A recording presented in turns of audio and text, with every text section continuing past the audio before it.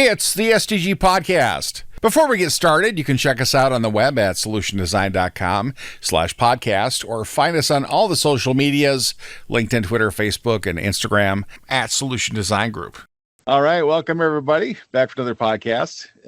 Today, joining us is Peter Lawrence, Chad Jutner, and our special new guest, Molly Doyle, who just started here. I don't know how, start of the year, I think. I don't know. I don't know dates. I don't keep track. Week Welcome. 1, week 2. Thank you. We've already gone through security training, so... this is the end of my third week, so yeah. Yes. So since Molly just started, we're going to talk about why you started working at SDG. Thanks for the opportunity to talk about that, Kyle. No problem. It's a great I was just going to throw down the biggest open-ended question ever. Was that it? That was the whole question? Yeah. We start, Molly. Who did you... who was your intro to SDG? What was your first exposure to us?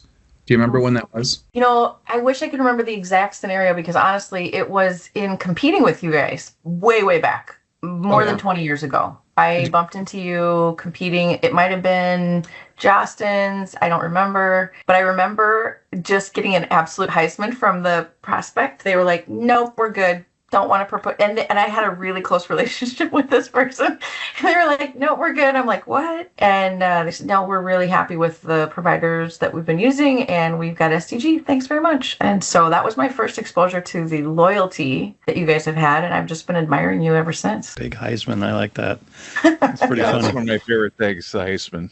Thank you. It's pretty rare to see that level of loyalty. But yeah, I've been in the business for about 25 years. Weird start to the whole thing. My degree was in sociology. So what? And that's just I think because I just love people and I love the sense of community, and sociology is all about the psychology of groups. So my intention was to work in corporate education in some way. And I did that. My first job was actually teaching Microsoft Office, this newfangled thing called Windows. Whoa. My goodness. Back in the day. Yes, I am that old. And there was this other new thing called a mouse. This used to have a string on it. You might not know that. So I was teaching people how to move from like Lotus 1-2-3 to Microsoft Excel. I mean, it was nuts. Go back. That goes back. Before my time in tech. So that was my segue into technology, if you will. Then I ended up on a SAP training rollout for a big grocery company and got deeply involved in all their process improvement that they were trying to make at the same time. I got to learn project management methodology from IBM and then teach that to some of the folks on the team, kind of a train-the-trainer thing. Got deeply involved in some of the other sort of best practices around IT, like root cause analysis and defect triage and change management.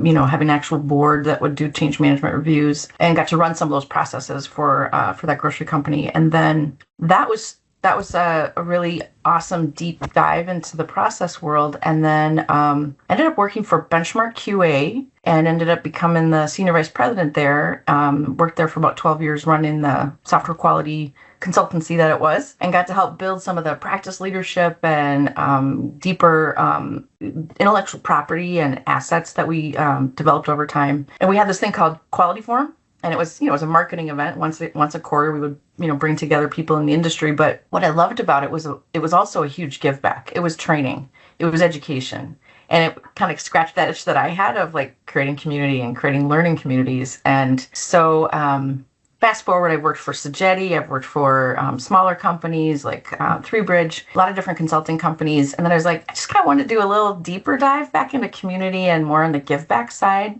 So I did a pivot. The last about year and a half, almost 2 years, I was with the Minnesota Technology Association. And that definitely helped me scratch the itch of like contributing to community. And I got to learn a lot more about what's happening in Minnesota in terms of public policy and workforce development. And but I kind of missed the speed and the excitement of solving customer problems and the technology space. So it was a quick pivot.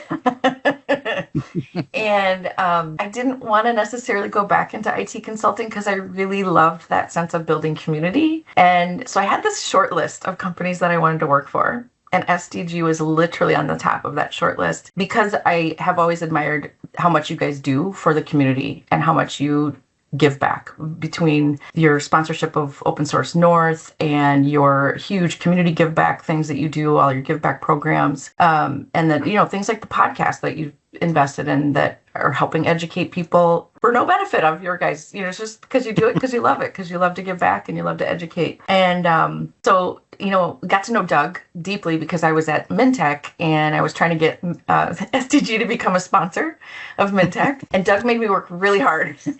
So multiple coffee meetings and multiple conversations, and through that really got to admire SDG even more.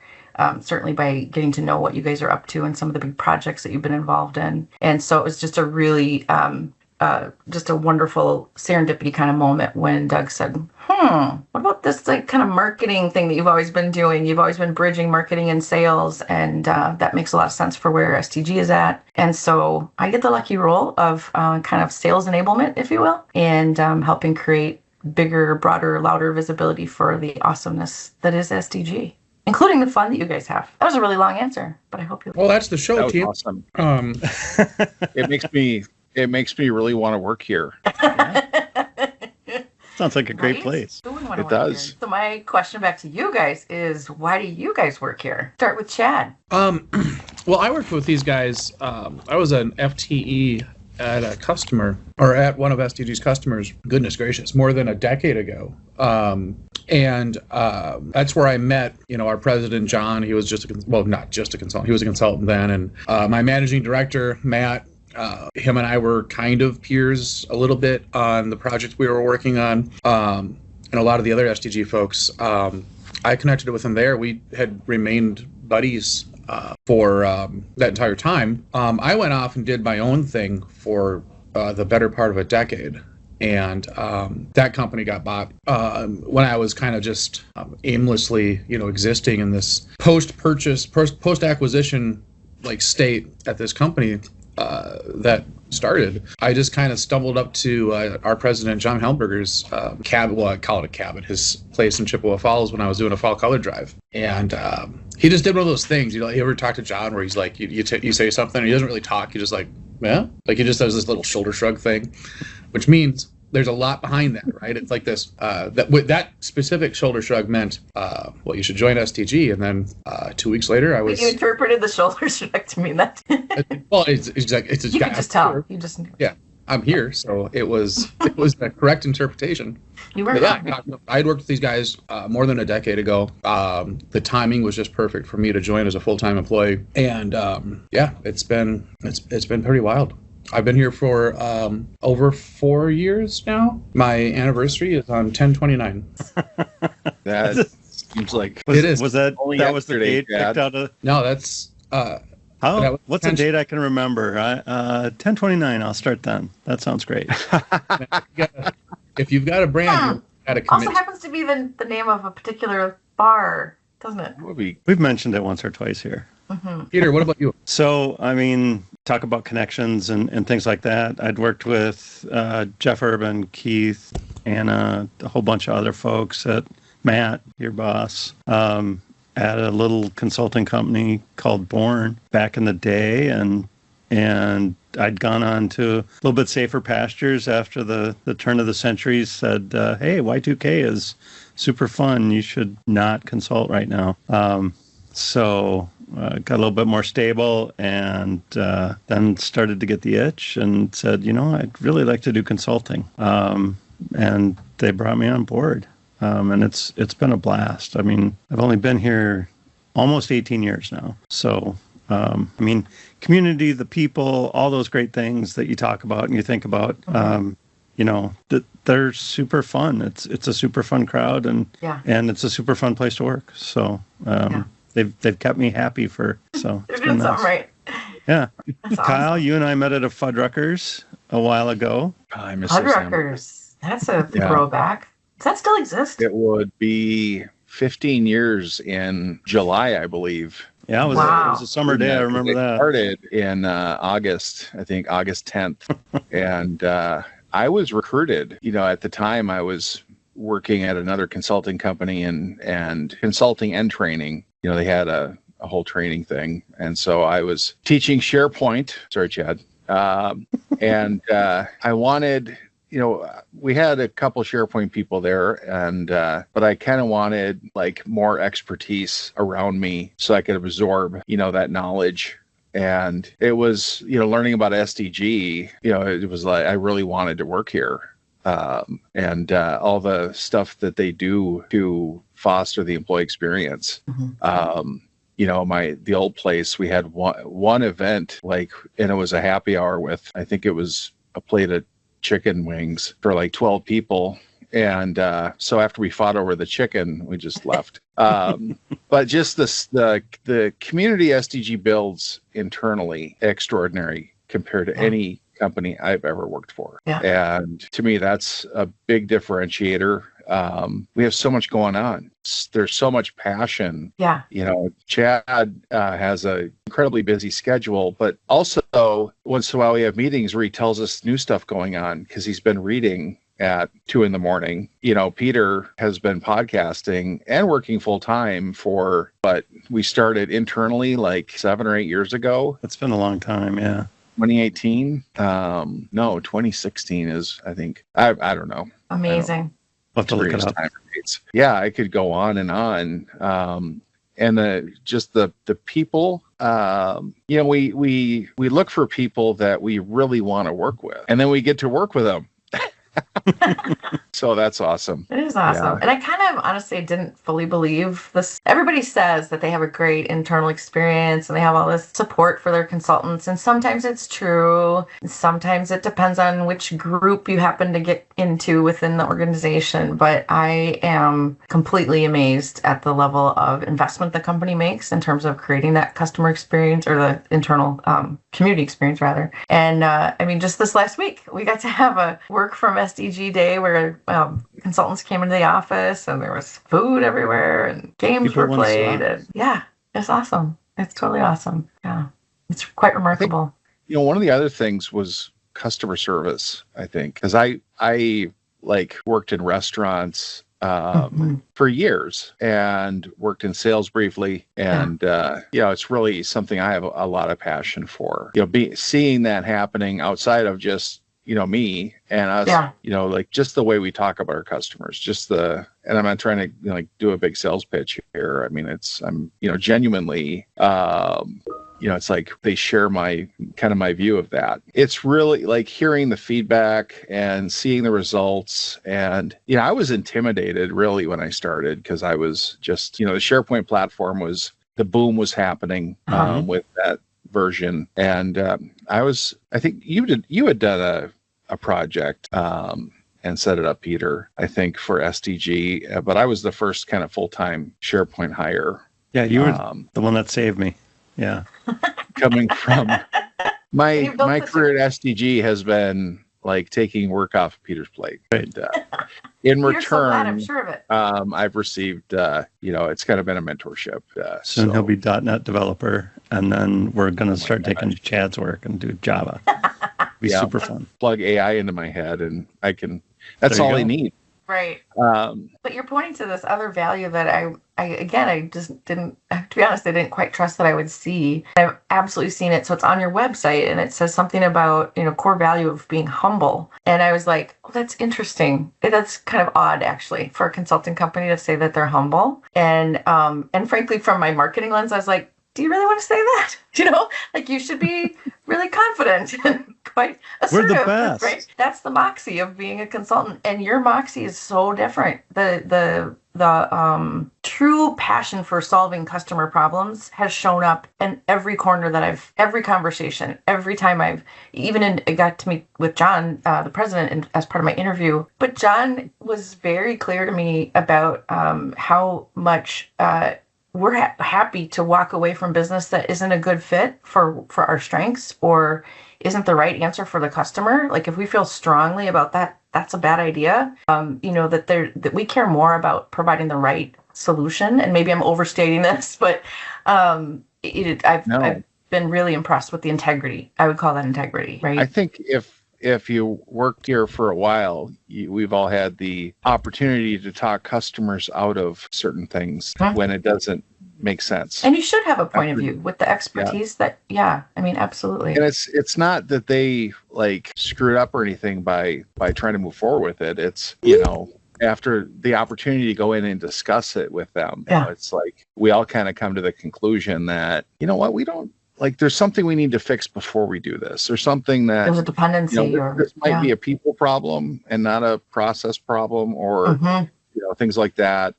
It's I think 3 or 4 times I've been in that situation where recommendations of doing something faster and easier that's going to save them money. Just with platform selection or low code like that. Option. And being willing to be the thoughtful solution provider, even when it's maybe not in our best interest in terms of growing billable hours, right? If we can do it faster or better or more efficiently. I just think that that's the kind of company that I want to be a part of. And it's just been really exciting to hear all the stories where that's been literally the guidance, and that earns those long-standing trusted relationships. Back to why I got the Heisman. I think that when you're willing to stick to what you know and willing to and that's, I think, also a strength for SDG, is you're not trying to be all things. From a salesperson's perspective, that's really hard to sell. It's really wonderful to be part of an organization that's really clear about the value that you bring and the space that you play in, because then you'll attract that need and you'll attract the people that are great at that, and people want to be a part of, really excellent work. And you guys build amazing custom applications, often at enterprise grade, enterprise critical, and you're really, really good at it. It's just, I also think it situates SDG well in this kind of new and uncharted world of AI, and with that kind of looming confusion that AI creates. I think it's just made it kind of stagnated a lot of innovation, and in the sense that a lot of companies are sort of sitting on the fence and saying, we're going to see how this plays out, or we don't know how to move forward because there's now so many options. And so bringing in that external third party to help kind of admire the problem and really think creatively about the best options, and to stay in touch with all the best innovative new things that are happening. I honestly can't imagine being, a company that's producing any kind of an application and not leveraging external third party in this kind of world that we're in of uncharted territory. Why wouldn't you leverage people who are out there learning from other companies and, able to invest the time, and even if it's 2:00 in the morning, Chad, reading books. But, it's part of what you get when you get a consulting company, is people who've invested in their own growth and being on the tip of the edge of what's happening in the space. Yeah, and I think that's kind of one of the cool things about SDG, right? Like, as consultants, you're not just pigeonholed into this one silo, right? Like, AI is a great example, right? Like, technically, Peter's in this Microsoft practice. I'm in our Java practice. AI kind of cross-cuts those. We have a data practice. We have all these other things. I mean, if you want to do something else, and you invest the time to, level up your skill set and get there, it feels wonderful to be supported in, that journey, right? So, not that, I've done .NET projects in the past. I mean, not that I'm necessarily going to jump over and become a Microsoft developer. I wouldn't necessarily be opposed. It's not an ecosystem that I live in, but do like the willingness with which, we get support from other consultants, especially. We have our own internal communities. I'm learning a bit more about, like I said, I've been in my own little world the coming to SDG and being able to learn like Agile from incredibly talented practitioners has been great, right? Like, not that I didn't know Agile, but you kind of fall into your little lane for a decade or more, and you get set in your ways, and you get a little grumpy when they're not what you find when you leave that lane. But I'll just say again, like, the support we get from everybody at SDG to expand your skill set, learn new things. We've got some online learning resources available to all the consultants. The consultants themselves are incredibly helpful. If you want to learn a new thing, you could just go to another guy and say, hey, I'm trying to figure this out. Like, we are great about, we're a big Slack company, right? So we have like learning resources all over the place. And if somebody goes to get a certificate, well, there's his entire, path to that. Yeah. Want to do something else? I mean, if, I haven't done front end work in a long time, but I'm sure if the opportunity presented itself, SDG would support some of that for me. 100%. Yeah. So if you're on a gig, given all those learning communities, if you're on a gig and you stumble into something that you haven't done before, right, or your customer has a certain challenge that's just, you've got a resource pool, right? You can just go ping somebody that you know in the practice or pull in expertise from another group. No, you're 100% right. Yeah. And it's cliche to say, things change fast in technology. It happens, but I think the pace at which we keep up with it at SDG and support each other is very different than if I was just an FTE at a Fortune 500 company, right? Yeah, you're still going to try to keep your skill sets fresh and everything else, but you've got other things to do there. SDG, we are all about the technology. We're all about the consulting experience. We're all about, making sure people's got fresh skills. And we joke about this sometimes, but Peter and I, we are the product, right? This is what people come to SDG for. They come here with our consultants and our experience. And it's not even that. It's also the way we work, right? We're not just technologists. We bring, I think a lot of us bring a very different experience to our customers. I know with mine, I travel once in a while, and when I do, they're excited. They get the road show, and it's a lot of fun. It's not just SDG as a company; it's an SDG as an SDG experience that we're providing people. Yeah. It's solutions. It's the way the solutions are presented, and it's the people presenting them. Dare I say fun, Chad? Because that's a little bit of the juju that I get from just the little bit that I've gotten to know you. I think you bring a lot of fun to your work, and I think that's just one of the things I'm admiring about the environment that's created at SDG is I'm seeing people get to be truly authentically themselves. That sounds like word moo that everybody says. Literally, I'm seeing people are themselves. People feel free to complete. There's a foodie community, and there's people are following their passions in their own personal lives and be able to share it at work in a way that's just it's not a distraction. It's actually nurturing the sense of people being connected and belonging, and it's pretty fantastic. And it's there's an openness. The way we communicate, we like to have fun. Yeah. When you ask for help on Slack, it's a literal race for people to help you. They're competing for the opportunity to provide you with the answers you're looking for. That might just be you, Kyle, because you want more of those awards, don't you? There's a lot of internal awards. Really fantastic. Well, the other part of it too is I have worked for some of our local Fortune 500 companies as an FTE, and what you said about allowing people to be authentic. There are way fewer restrictor plates here, like a NASCAR term, right? There's fewer restrictor plates here between you and your, fellow consultants. You can actually be open and not worry. People joke about, it's an HR moment. Well, they're all technically HR moments if one person gets offended, but we don't. It's not as tense. It's not as you don't just feel like this weird presence hovering over you all the time that you're gonna I'm gonna whatever, and somebody's gonna, and then I'm gonna have to go to my HR rep and blah blah blah.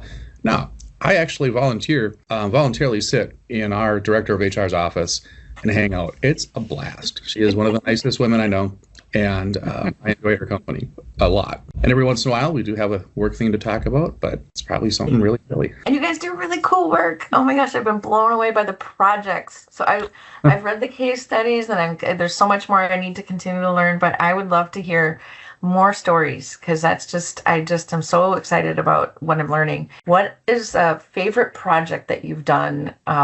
And maybe what's the greatest impact you think that your work has had since you've been a part of SDG? Go ahead, Peter. I've had one so far, so I'll let you talk. That's right. I keep forgetting, Chad, that you're on the your first project still. Someday those training wheels will come off, and you'll be able to move on.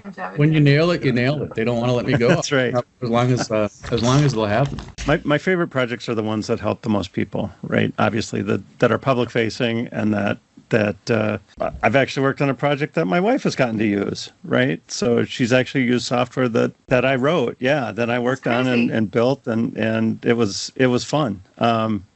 It's, again, like all developers, watching somebody use your work and not push the buttons right and all of that. Not necessarily the best best fun, but still, it's fun to call out and say, oh yeah, by the way, I wrote that.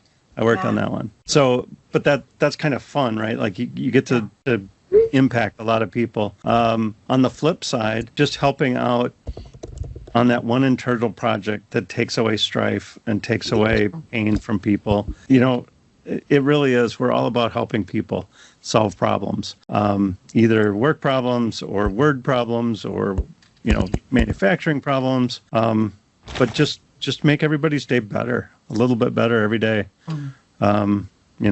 That's what we do. Kyle, you've helped a few people. Just a couple. Oh my goodness. One or two. Well, there's projects that were my most enjoyable. There's projects where they were the most challenging that I managed to actually get through and deliver on, despite the pain and suffering of whatever the challenges were. I did a migration a few years back, many years back now. And while I was there, I was able to take work off of some people's plates. Like, hey, I got, I can, do you want me to update that set of InfoPath forms? And it's it's their JavaScript developer gets SharePoint, or got to do SharePoint because he was like the closest, or he wasn't in the meeting that day and he was volunteered. I've done, tech support while I'm doing, it's like helping in other ways. Some of the feedback, some of the projects where it's like they helped not just, deliver this solution, but help change the way we look at it, help change the culture of that team. I try to set a good example. I hope, then you hear about the, 10 years after you build something, you hear that it's still being used. They've been able to extend it, the team that, not super technical, and it's survived 4 migrations. That's a huge success. That's an incredible measure of success. One of the first projects I worked on, and wow. Yeah, stuff like that. Hearing from people because you don't always get that feedback after you build something. It's like right when you deliver it, you walk out the door and hope that you get a lot of use out of it and they love it. Because in IT, we've all done projects that didn't get adopted. I think maybe just me. We've seen projects that didn't get adopted after they were done. It's like, oh man, and I always feel some pain and suffering. Like I wish it had gone better after, I wish I'd used it. And, Kyle, there's a lot of factors involved in that. I was in your office day 3 on, my new job because you're the key master of all of our internal systems. And I've never been in an environment with a better SharePoint experience. It is actually highly usable. I mean, it's just... I'm going to cry. It is so awesome. It makes such a difference. And it's never been I've never had that experience in any environment. And I had a lot of help. I had, doing the information architecture and stuff, just being able to tap into that expertise. Yeah. It's like, I wish I had this much sooner. I've done all that before, but, I'm kind of more of a generalist than a specialist in any one thing. And somebody that just does that for a living and has done it for years, it's like that wealth of experience. Right. It blew me away. And I was like, I look back at my projects and I'm like, oh, I wish I could have done, I would have, if I could go back, I would do this and that. Call them up. Hey, I know it's been 10 years, but I got some ideas. So Chad, you've had one project and you've enjoyed it for a little while. You help some people and have some fun. Yeah. It's been, it's been neat. It's been long. I've enjoyed the project. I've enjoyed, just how different the problem that we're solving is than anything I've ever seen before in my life. I never thought, I'd know, this much about an industry, that's been around since the dawn of civilization. And right. It's crazy. And that's kind of what the consulting gig is all about, though, right? Like theoretically, you bounce around and you see different problems, you experience different ways to solve the problem. You grow your skill set, you transfer your skill set to different tech stacks. Like, that's kind of what this job is supposed to be. And that's one of the big reasons that I'm here, is because I spent a lot of time kind of stagnant. And so yeah, I like the project I'm on. It is incredibly massive. There may be an end in sight for me. I'm getting excited about that. And I just I have no idea what's next. I mean, we're lucky, Molly, right? Because Minneapolis, we've got 10, 15, 20 of the Fortune 500 companies in town here. Like our saturation for that size company is bigger than what our state should support. And the competition for talent in those places, that's why we get, that's probably why we're so successful, is that we have so many large companies. We're local. We do a great job of attracting and keeping talented consultants. That's why they come here. As a person that might have hired SDG in the past, what are the other things that make us better than, I don't want to throw another consulting company out, but why would you us? What is it about us that I didn't even know how local you guys are. I didn't know. I thought that was just part of like a tagline or something, but that like 90, 95, 98% of your resources are in Minnesota. Mm-hmm. And you're actually the largest consulting company in Minnesota in terms of bodies in Minnesota. I've worked for really large consulting companies and my location was in Minnesota, but the number of people that we had in Minnesota did not exceed yours. You have more people. And you have won the Star Tribune Best Places to Work. You've won the USA Today Best Places to Work, which is a national, even though you're local, you won that on a national scale. That's incredible. And that it only happens when people love this company as much as they do, which we've already completely invested in talking about, but the level of trust that you guys have built within the industry, within really important, frankly, buyer relationships, right? You have people that take you from company to company because they want you on their team because they trust you. And with the level of disruption and uncertainty, those are the people that you turn to, right? You don't necessarily think that SDG is going to have all the answers, but you trust Peter and you trust Chad, right? And so I think that's also going to position us in a really unique way, just as a people that they trust, and that's gonna bode well for the market. You should get that on a t-shirt. Trust Peter, trust Chad. Exactly. Exactly. Oh yeah. Being omitted in that group of trust is obvious. And trustworthy, devious, sneaky. Only because you're internal right now. That could change, I'm internal now. You could be external. And we do trust you, Kyle. I'm no longer on the field. I'm on the sidelines. We trust you so much that you have access to the keys on the inside. That's how much we trust you. But the other challenge, frankly, in Minnesota right now, as you mentioned, we've got this incredible wealth of large companies. As a matter of fact, I think the statistic I heard just last night was 35 companies at over $1 billion in revenue in Minnesota. So we are well positioned in that we have a very large enterprise grade ecosystem, and we have incredible qualifications within that space. And so our customer stories are going to play really well to that size of the market. It's huge. We work so hard kind of fostering connections, finding new connections. One thing I would hear, it was from customers over the years on different projects was, I didn't know you did that. They would bring something up. I'm like, we have quite a good story there. Group of open source developers and .NET developer. We have some pretty good people that do, project delivery. If you're looking for, oh my gosh, someone like that, and it's like, kind of getting that word out more, and you do a lot to bring people to you, but meeting them halfway. I cyber stalked you on LinkedIn, and it looks like you're quite the networker, quite the connection maker. I'm on a couple boards, and I do some things. Yeah. Speaking of which, last night was Beta.